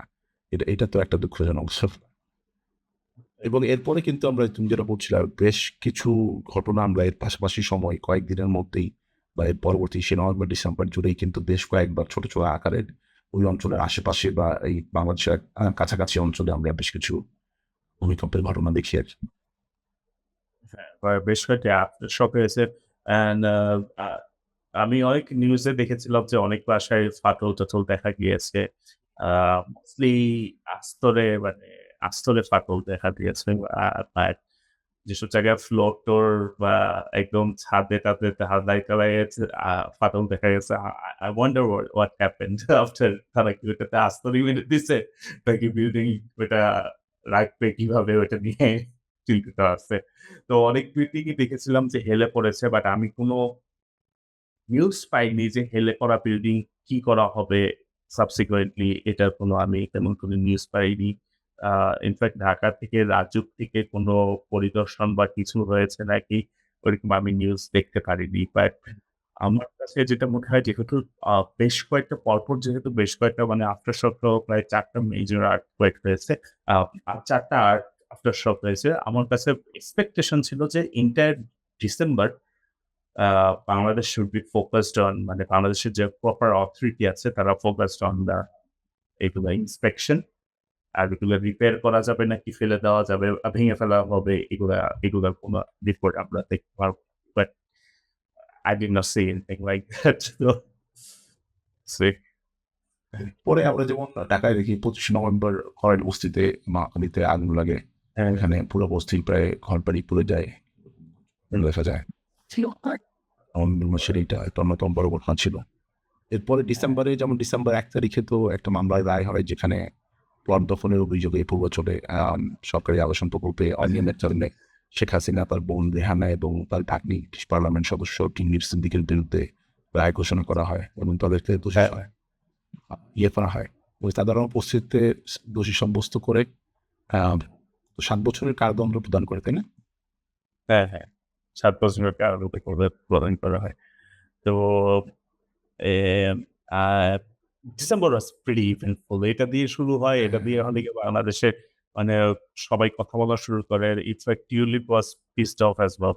বাট আ ১১ ডিসেম্বরের দিকে যখন গিয়ে বাংলাদেশের যে জুলাই জাতীয় সনদ বাস্তবায়নের গণভোটের তফসিল ঘোষণা করা হয়। সো দ্যাট ওয়াজ ডে তফসিল ঘোষণা করা হয়। হ্যাঁ। So that's the first concrete step towards the যাদের যে ডাউট ছিল যে ফেব্রুয়ারি থেকে আসলেই কি হবে ইলেকশন হবে অনেক কিছু নিয়ে ডাউট ছিল বাট এই তফসিল ঘোষণার পর মানুষের মধ্যে একটা আশা আসে ফেব্রুয়ারিতে ইলেকশন হবে। And you can tell what happened the next day. এরপরে তো আমরা হাদির ঘটনা তো দেখি যে হাদি গুলিবিদ্ধ হয় ডিসেম্বরে। তফসিল ঘোষণার পরপরই। তো কেউ এটাকে দেখার চেষ্টা করছে যে এখানে হয়তো এই ঘটনাগুলো যোগসূত্র আছে যে হাদিকে হত্যা করার যে চেষ্টা বা হত্যা করা এটা হয়তো রাজনীতি বা মানে নির্বাচনের সাথেই সংযুক্ত থাকতে পারে। তো তারপরে তো আমরা হাদির ঘটনা নিয়ে যদি আরেকটু ছোট করে ১ মিনিট ১.৫ মিনিট একটা রিক্যাপ দিতা যে পরবর্তী ঘটনাগুলো কি হয়? সংক্ষিপ্ত করে বুঝতে আরকি। হ্যাঁ, তো ১২ ডিসেম্বরে যে হলো গিয়ে যে একটা প্ল্যান্ড এন্ড কোঅর্ডিনেটেড অ্যাটাক কি করা হয়েছে। তো আমি তাকে তো সাথে, সাথে টিএমসি তে নিয়ে যাওয়া হয় এবং রাত্রে বেলা এফআরকার নিয়ে যাওয়া হয়। আ একটা police actually didn't have to but তাদের যে উইটনেস আছে তার মাধ্যমে তারা হলে গিয়ে খুবই তাড়াতাড়িভাবে তারা শনাক্ত করার চেষ্টা করে যে হলে গিয়ে কারা এই অ্যাটাকের পেছনে ছিল। তো এটার মধ্যে গিয়ে খুবই কয়েকটা যে লুপ হোল যে ক্রিয়েট হইছে গত এই সরকারের আমলে এগুলো হলে গিয়ে বহিঃপ্রকাশ পায়। যে হলে গিয়ে এরকম একটা শীর্ষ সন্ত্রাসী কিভাবে জামিনে ঘোরাফেরা করতেছে। লিখিত তো এটা আর এর এই eventually আমরা দেখতে পারি যে তার যে অ্যাটাকার তারা দুজনই হলে গিয়ে ভারতে চলে গিয়েছে সীমান্ত ক্রস করে। ইনফ্যাক্ট একদিনের মধ্যেই চলে গিয়েছে। হ্যাঁ, হ্যাঁ। হ্যাঁ, নিউজে আসে। তো মানুষের তবু দেখা যায় যে হলো গিয়ে মানুষের হাদির যে ইনসিডেন্ট হয়েছে যে এই যে ইনসিডেন্টের পর দেখা যেত বাংলাদেশের মানুষজন গট টুগেদার ইউনাইটেড হুম, তারা হলে গিয়ে এই এটা দিয়ে একটা kind of like it was hopeful for me যে I had kind of given up যে বাংলাদেশ আসলে আর হইতে পারবে না যে বাংলাদেশ ইউনাইটেড হইতে পারবে না। So it just kind of proved that যে বাংলাদেশ হাদিকে তো আমরা এর মধ্যে দেখি যে সিঙ্গাপুরে নিয়ে যাওয়া হয়। সিঙ্গাপুরে হচ্ছে যখন মারা যান শেষে ১৮ ডিসেম্বর সেদিন তো মনে হয় খবর প্রকাশ পায় এবং খবর প্রকাশ পাওয়ার পরে আমরা দেখি যে বাংলাদেশে বেশ কিছু ঘটনা ঘটে। যে মানুষজন রাস্তায় নেমে আসে। রাস্তায় নেমে এসে তারা বেশ বিক্ষোভ মিছিল-টিছিল করে। তার মধ্যে হুম, 'প্রথম আলোতে ভাঙচুর হয়, ডেইলি স্টারে ভাঙচুর হয় এবং রাতে দেখা যায় যে ছায়ানটে ভাঙচুর হয়। এরকম বেশ কিছু ঘোষণা হয়। প্রধান উপদেষ্টা যেমন বক্তব্য দেন এবং একদিনের রাষ্ট্রীয় শোক ঘোষণা করেন। তারপরে ঐদিনই হচ্ছে আরেকটা ঘটনা ঘটে আম আম ভালুকাতে ময়মনসিংহে দীপচন্দ্র দাসকে আ আ গাছে ঝুলিয়ে যে হত্যা করা হয় আগুনে পুড়িয়ে নৃশংসভাবে ধর্ম অবমাননার অভিযোগ দিয়ে যেটা পরবর্তীতে আমরা দেখেছি যে এই অভিযোগটা আসলে কতটুকু সত্য ছিল বা সত্য বলেও এইটা কি কিছু গ্রহণযোগ্য কিনা কোনো ঘটনা কিনা আম এই অংশটার নৃশংসতা আসলে সারা বিশ্বে যেমন আমরা দেখছি যে বাংলাদেশের এই ঘটনাটা ছড়াইছে দীপচন্দ্র দাসের মৃত্যুর যে ঘটনাটা বা হত্যার যে ঘটনাটা। হ্যাঁ, তো এই ১৮ ডিসেম্বর, ১৯শে ডিসেম্বর বাংলাদেশের পরিস্থিতি আসলে বেশ ভোলাটাইল ছিল। মানুষজন মধ্যে একটা উত্তপ্ত বা একটা ইয়ে ছিল। তারপর ২০শে ডিসেম্বর আমরা দেখি যে হাদির মরদেহ ১৯শে ডিসেম্বর মনে হয় দেশে আসে এবং ২০শে ডিসেম্বর আ সংসদ ভবনের দক্ষিণ প্রান্তে আ তার জানাজা হয়। সেই জানাজাতে দেখি আমরা সারা বাংলাদেশ থেকে মানুষজন আসে হাদির মৃত্যুতে হুম, আ হাদির জানাজায় অংশগ্রহণ করতে। ওই একই দিনেই আরেকটা ঘটনা ঘটে যে বা আদি যেদিন গুলিবিদ্ধ হয়, সেই দিন তারেক রহমান ঘোষণা দেন যে ২৫শে ডিসেম্বর উনি দেশে আসতে যাচ্ছেন। এটা খুব সম্ভবত হ্যাঁ, হ্যাঁ, ওই দিনই ঘটে এবং আম হাদির অনেকে বলতে চাচ্ছিল যে তারেক রহমান দেশে ফেরার আগে দেশে একটা অস্থিতিশীল পরিস্থিতি তৈরি করে হচ্ছে বেসিক্যালি তারেক রহমানকে দেশে ফেরার ঝামেলা করা হচ্ছে কিনা? এই ধরনের হুম। অভিযোগও কেউ তুলছেন। তো এরপরে তো আমরা দেখি যে ২৫শে ডিসেম্বর তারেক রহমান দেশে ফেরেন। আম এবং সেটা নিয়ে যদি আবার একটু তোমার কাছ থেকে শর্ট কুইক সামারি হ্যাঁ, ওনার অ্যাকচুয়ালি মানে Bangladesh huge amount of people উপস্থিত ছিল। তো কারণ মানুষজন they were actually hoping for his return for a long time. তারা মনে করেছিল যে আগস্টের ৫ আগস্টের পরপরই মনে হয় উনি চলে আসবেন। তো তা হয়নি। তো এবার মানুষের অনেক আশঙ্কা ছিল যে হলো গিয়ে আদৌ কি তারেক রহমান আসবেন নাকি? তো এটি actually gave some new hope to Bangladesh. So তবে সব ধরনের মানুষ মানে আমি বলব না যে শুধু বিএনপি সাপোর্টাররাই গিয়েছে তাকে অভ্যর্থনা জানাতে। তো গিয়ে দেখা গেছে যে সব ধরনের মানুষই যে অ্যাকচুয়ালি অ্যাটেন্ডেড এই ইভেন্ট। তারা হলে গিয়ে তারেক রহমানকে দেখার জন্য গিয়েছিল। তারেক রহমানের বাসা পর্যন্ত বা উনি যখন খালেদা জিয়াকে যখন দেখতে যায় সেগুলো সবখানেই মানুষের অনেক ভালোই অ্যাটেন্ডেন্স ছিল। সো এটা interesting। হ্যাঁ, এটা তো আমরা দেখলাম এবং তাকে তার নিরাপত্তা নিয়ে যে শঙ্কা ছিল সেই নিরাপত্তা আমরা দেখি যে বিশালভাবে সেই এয়ারপোর্ট থেকে শুরু করে পূর্বাচল ৩০০ ফিট পর্যন্ত ওইখানে বসুন্ধরা ৩০০ ফিটের ওনাকে পুরো নিয়ে যাওয়ার যে রাস্তাটা এই সময়টা থেকে তাকে যে পরিমাণ নিরাপত্তা দেওয়া হয় বাংলাদেশের ইতিহাসে এই ধরনের নিরাপত্তার ঘটনা নজিরবিহীন, তাই না? এবং ডাক্তার তারেক রহমান সেখানে হচ্ছে উনি একটি বক্তব্য দেন। সেই বক্তব্যে উনি জানান যে হচ্ছে আই হ্যাভ এ প্ল্যান, যেটি পরবর্তীতে নিউজ পেপারগুলোতে বড় করে ফলো করে প্রচার করা হয় যে হচ্ছে Tarique Rahman has a plan. এবং এরপরে তারেক রহমানের পরে নেক্সট ৩ দিন হচ্ছে বেশ বিভিন্ন কিছু কাজ সারেন। সেই ঘটনাগুলো বাংলাদেশের গণমাধ্যমে বেশ ফলো করে প্রচার করা হয়। এবং এরপরেই হচ্ছে দেখি যে আমরা ডিসেম্বরে এই ঘটনা তারেক রহমানের যে ফেম বা জনপ্রিয়তা সেটার যে একটা দেশ কাটতে না কাটতেই দেখি যে হচ্ছে ৩০শে ডিসেম্বর এবার কেয়ার হাসপাতালে বাংলাদেশের সাবেক প্রধানমন্ত্রী বিএনপির চেয়ারপারসন খালেদা জিয়া মৃত্যুবরণ করেন এবং ওনার হচ্ছে মৃত্যুর সময় বয়স ছিল ৮০ বছর যতটুকু যেমন। উনি পরবর্তী মৃত্যুবরণ করার পরে বিএনপি এবং ৭ দিনের শোক কর্মসূচি ইয়ে করে ডাকে এবং এরপরে ওনার হচ্ছে ৩১শে ডিসেম্বর ইয়ে করা হয়, জানাজার দিন নির্ধারণ করা হয় মৃত্যুর ২ দিন পরে। তো সেখানে আমরা দেখি যে রাষ্ট্রীয় মর্যাদায় খালেদা জিয়াকে দাফন করা হয় এবং এই জানাজা অনুষ্ঠানে আরো প্রায় বড় আকারে বাংলাদেশে ডিসেম্বর মাসেই এটা আরো বড় এবং অনেকের দাবিতে হচ্ছে এই মুসলিম ইয়াদের কান্ট্রিগুলোর মধ্যে সেই সবচেয়ে বেশি মানুষের জড়ো হওয়ার রেকর্ড এটা ছিল। এটাকে করবো। তো এটা এই ডিসেম্বর মাস নিয়ে ওভারঅল যদি আর একটু কিছু বলো বেশ সংক্ষেপে। ডিসেম্বর মাস মিস করলো কিনা? ডিসেম্বর মাস মানে একদম মানুষকে যে হোপলেস করে দিয়ে আবার হোপফুল করতে পারে এটাই ছিল ডিসেম্বর মাস। ডিসেম্বর মাসে যে এই বিভিন্ন কয়েকটা যে অ্যাটাক হয়েছিল, কোঅর্ডিনেটেড অ্যাটাক, হাদির উপরে অ্যাটাক, দীপুর উপর যেটা কাহিনী হয়েছে, দীপুর সাথে যেটা হলো, তারপরে আবার এই যে প্রেস ফ্রিডমের কথা বলতেছি, ছায়ানট উদীচির যে অ্যাটাক গুলো হলো, তারপরে আমরা আবার প্রেস ফ্রিডমের কথা বলতে গেলে যে বাংলাদেশের যে খুলনা প্রেস ক্লাবের সভাপতি তাকেও হলো গিয়ে মেরে ফেলা হয়েছে। এটা ওইভাবে নিউজে আসেনি। তো এগুলো অনেকগুলো ইনসিডেন্টের পর যখন আমরা দেখেছি যে তারেক রহমান রিটার্ন করেছে, দেন হাদির জানাজায় যে বাংলাদেশের মানে লাখ মানুষজন হাদির জানাজায়ও পার্টিসিপেট করেছে। লাখ মানুষজন বেগম খালেদা জিয়ার জানাজায় অংশগ্রহণ করেছে।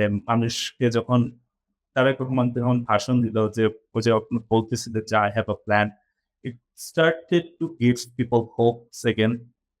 Bangladeshi people loves to dream about things, তাদের পজিটিভলি ড্রিম করে।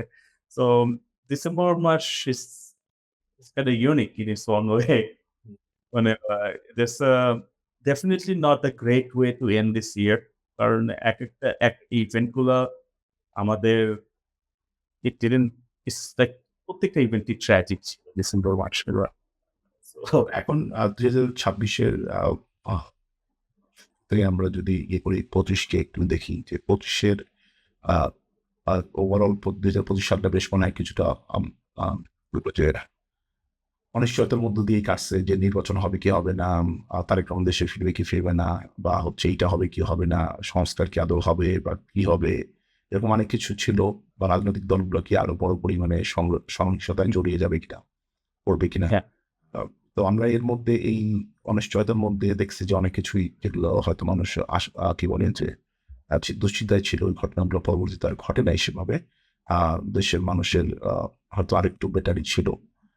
২০২৬ আশা করি সেই ঘটনাগুলো কিছুটা ইয়ে করবে, অনিশ্চয়তাগুলো দূর করবে। নির্বাচন হতে যাচ্ছে, নির্বাচনে যদি রাজনৈতিক দল জিতে আসে তারা যদি সুন্দর করে বাংলাদেশকে আসলে গঠনমূলক একটা দিকে নিয়ে যেতে পারে, সেটা তো বাংলাদেশের ভবিষ্যতের জন্য চমৎকার একটা ব্যাপার হবে।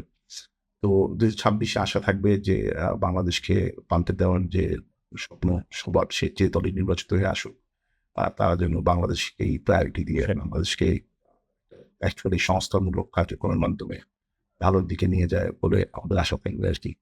আর ২০২৫-এ আমরা অনেককে হারাইছি, ২০২৬-এ হয়তো সেভাবে চাই না হারতেন। আবার ২০২৫-এ কি বলবো, ২০২৬ হচ্ছে বাংলাদেশের অর্থনীতি বা বাংলাদেশ খেলাধুলা এইসব দিকেও ভালো করুক, এটা আমরা আশা করি।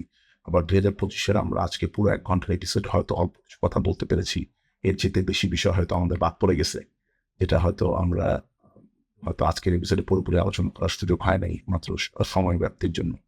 তো আমার আশা থাকবে যে 26-এ বাংলাদেশ একটি নতুন বাংলাদেশ হয়ে ওঠার পথে আরেকটু এগিয়ে যাক। তোমার কাছ থেকে যদি 26-এ বাংলাদেশের সম্পর্কে কিছু 2026 নিয়ে আমি খুবই আশাবাদী। আমার মনে হয় বাংলাদেশে খুবই একটা ফ্রি অ্যান্ড ফেয়ার ইলেকশন হবে। যেই লিডারশিপে আসুক তার তার ফোকাস থাকবে যে হলো গিয়ে যা এই ১-১.৫ বছরে গত ১৭ বছরে যা আমরা দেখেছি তার থেকে লেসন নিয়ে তার ওরকম যাতে আর পুনরাবৃত্তি যাতে না হয় জীবনে। আর বাংলাদেশের economy it's horrible right now. বাংলাদেশের ফার্স্ট ফোকাস হবে যে ইকোনমি ঠিক করা। তারপর হলো গিয়ে বাংলাদেশের যে শিক্ষা ব্যবস্থার অবস্থা একটা করুণ অবস্থা, শিক্ষা ব্যবস্থা ঠিক করা। দেন বাংলাদেশের যে মানে সবচেয়ে বড় চ্যালেঞ্জ যেটা বাংলাদেশের চ্যালেঞ্জ যে এই বছরেও দেখেছি, গত বছরেও দেখেছি, কন্টিনিউয়াসলি দেখতেই আসছি, প্রত্যেক বছরই রেকর্ড হচ্ছে সেটা হচ্ছে যে ক্লাইমেট চেঞ্জ নিয়ে যে বাংলাদেশের যে ইফেক্ট চলছে, যে বাংলাদেশের খুবই সিভিয়ার ধরনের ন্যাচারাল ডিজাস্টার হচ্ছে। আ আ ফ্লাড বলেন সবকিছু হচ্ছে। সো এগুলো দিয়ে যাতে পজিটিভ ইমপ্যাক্ট আনতে পারে, পজিটিভ চেঞ্জেস আনতে পারে। That's what I am expecting next for this ইয়ার 2026 নিয়ে। ইনশাল্লাহ। যাক, আপনাদের দর্শকদের আমাদের সাথে থাকার জন্য ধন্যবাদ। আমরা 2026-এর শুরুতে দাঁড়িয়ে 2025-এর যতটুকু সম্ভব নিজেরা সামারি করার চেষ্টা করলাম। সামনে হয়তো আমাদের এরকম চেষ্টা অব্যাহত থাকবে। আমাদের সাথে নিশ্চয় ভালো লাগলে লাইক, ফলো, সাবস্ক্রাইব করে অন্যদের সাথে শেয়ার করে ওদেরকে সাহায্য করতে পারেন। সবাইকে ধন্যবাদ। অনেক